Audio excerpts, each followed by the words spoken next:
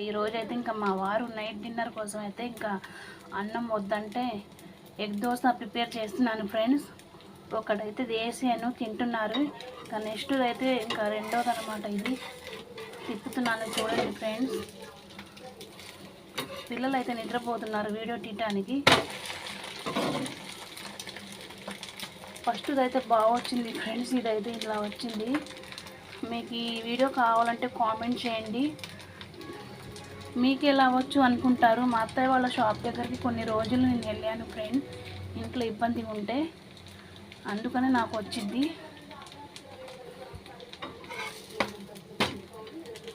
చూడండి ఫ్రెండ్, దోశ ఎంత క్యూట్గా కనబడుతుంది. టేస్ట్ బాగుందంట.